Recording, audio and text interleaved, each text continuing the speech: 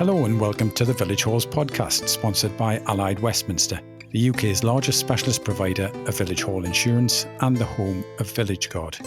According to the latest figures from the Office of National Statistics, around 3.7 million adults in the UK say they feel lonely or isolated.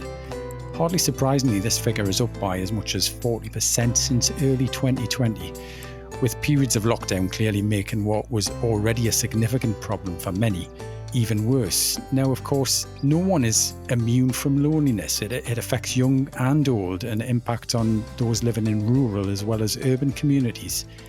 Amy Chambers, who is service lead at Leicestershire and Rutland RCC, which is the region's rural community council charity, has been playing a big part in tackling loneliness, and she's kindly agreed to talk to me today about this issue, what they've been up to there, and also how Village Halls can get involved. Hi, Amy. Good morning, Johnny. How are you?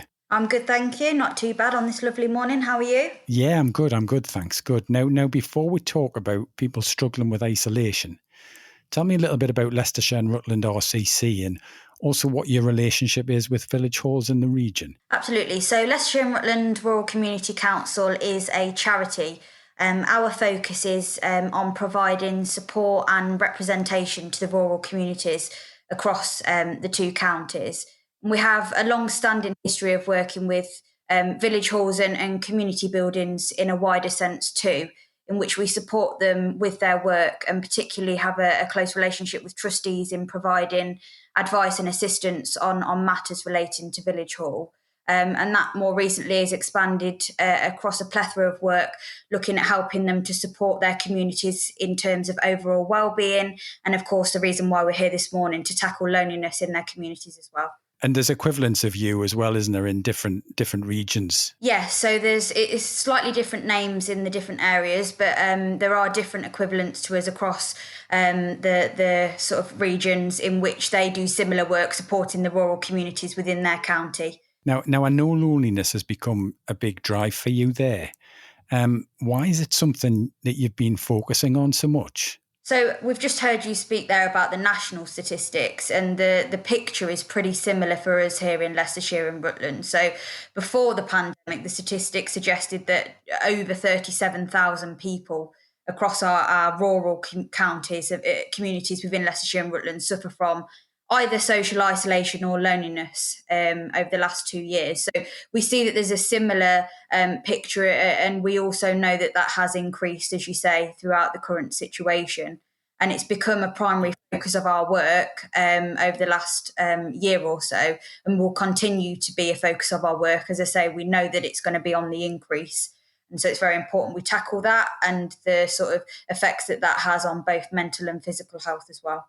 And what part can rural communities, and particularly village halls, for example, play in tackling this issue? Yeah, so firstly, we, as I say, work closely with halls, and the things that they are already doing, the activities that are in place are absolutely fantastic. And for a large proportion of people, those activities do provide an opportunity for connection and meaningful interaction.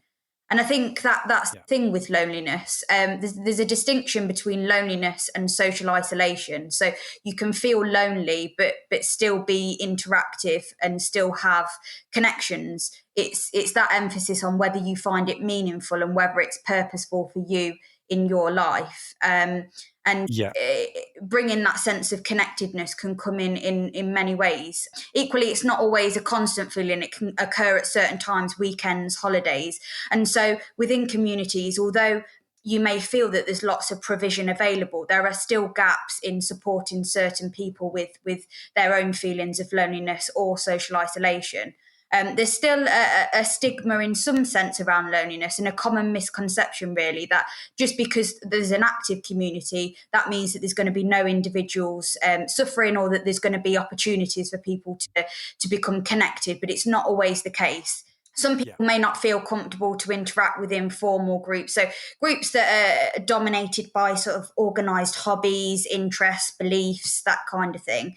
And not always appropriate. Some people don't feel confident or comfortable to do that. And so our work with village halls and the support that we're trying to provide through a two-part initiative, which I'm sure we'll come on shortly is aimed at supporting village halls to gain awareness of the wider scope of supporting people, how it can be done in a more informal way so that it's accessible to everybody, and also how they can be interactive and more forthcoming with tackling the issue by reaching out to people who may not, as I say, want to take part in sort of organised groups, but may also be looking for support. Yeah, it's fascinating. So what you're saying is it's easy to imagine that the best way of tackling loneliness is just to offer a range of activities for people to participate in. And that's sort of what village halls naturally do. But really, that's not always enough. It's an interesting perspective. Now, I know you and others there at the RCC have been getting out and about in the community to tackle loneliness and isolation yourselves.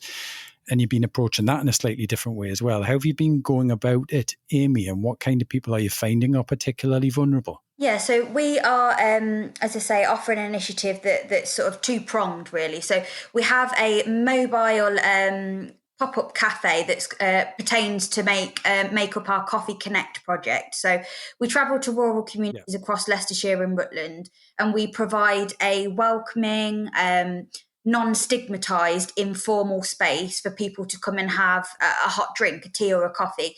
One of the perks of that is that we've got a nice shiny barista coffee kit, so you will get a top quality drink. The main reason for us doing that is to help tackle the issue of loneliness in a very informal and approachable way. So we're hoping that everybody of all ages, of all demographics will feel comfortable to just pop by, grab a free drink, have a quick chat with us, and come away feeling either more connected or having links into services or information that they may need. A big part of that for us is making sure that we stick within our sort of what we plan to do around it being non-stigmatized and informal. So that means that there are no strings attached. We don't really brand ourselves as being there to tackle loneliness per se, but just really to interact with people in the community and have a casual conversation and give out the free drinks. But those who do need the support know that we're there to help if needed. Yeah, great idea. Because it's rather than just being a big event, a big sort of social gathering that would certainly put some people off, it's just about come and have a good cup of coffee. Yeah, I like that. It's great.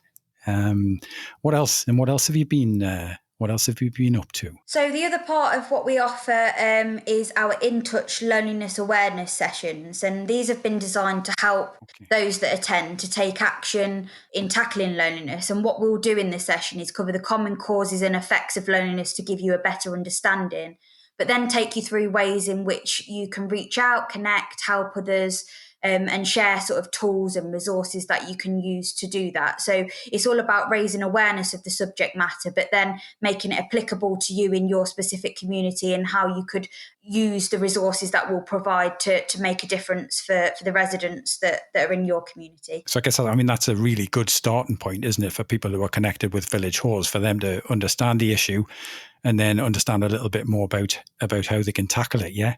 Yeah, absolutely. And I mean, the training's available to anyone. So anyone that lives, volunteers or works in Leicestershire, but particularly those who have quite a influential position. So people that work within village halls or are quite active within their community would benefit from the training, as it will explore ways that you can have an influence through the work that you're already doing. And as I mentioned before, are you finding any people that are particularly vulnerable, or is this something that really genuinely does affect everyone across the board? It really does. It really does. And I think we knew that before we started. We can see that from the statistics. There are high levels within all of the age groups, but I suppose more prominently for us, it's seen through anecdotal evidence, and it's seen through the case studies and the scenarios that arise for us when we are out in the coffee van.